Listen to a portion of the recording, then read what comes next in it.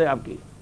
میں نے تو بتایا ویلفیئر اسٹیٹ ہے اسلام کی کفالت کی ذمہ داری پوری جو ہے اسلامی ریاست لیتی ہے. محمد صدیق صاحب، اگر ہمارے یہاں نظام خلافت ہو گیا تو کیا ہمارے یہاں کے سارے فرقوں اس کو قبول کر لیں گے؟ یہ اصل میں ایک بہت بڑا چور دروازہ ہے جو اسلام کے دشمنوں نے کھولا ہوا ہے.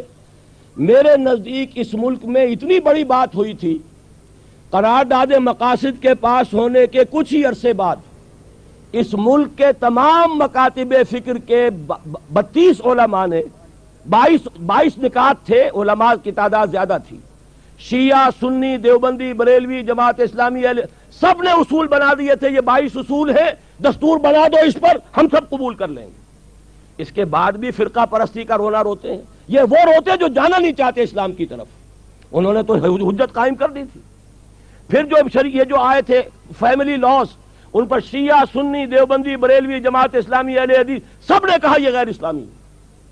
سب کا یہ ڈاکیومنٹس موجود ہیں اس ملک کے اندر. لہذا اصل بات کیا ہے؟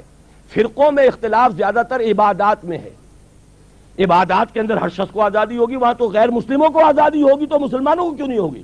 جو یہاں ہاتھ باندھنا چاہے یہاں ہاتھ باندھے، جو ہاتھ کھول کر پڑھنا چاہے ہاتھ کھولے، زیر ناف باندھنا چاہے زیر ناف باندھے، کوئی کسی اوپر جبر نہیں ہوگا.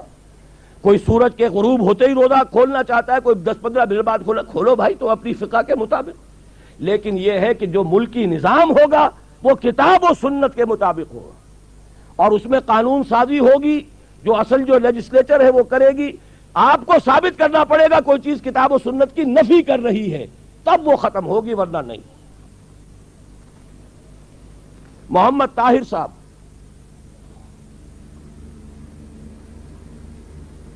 آپ نے سلام کیا یا آپ طاہر صاحب ہیں؟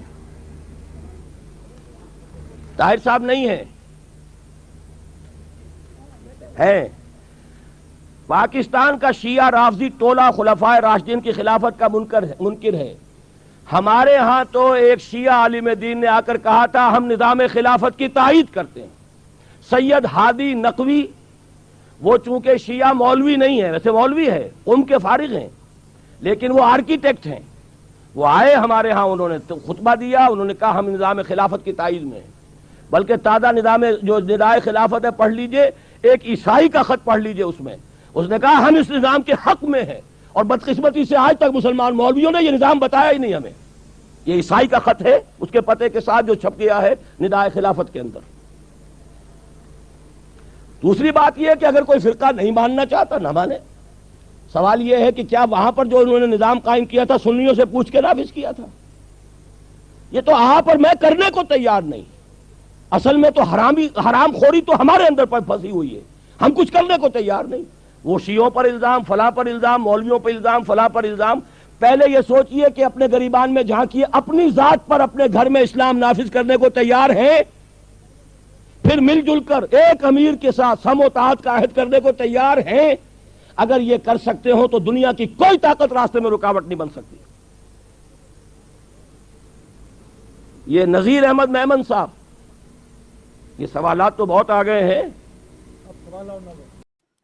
یہی وجہ ہے کہ مسلمانوں کے اندر بغاوت کے جراثیم موجود تھے.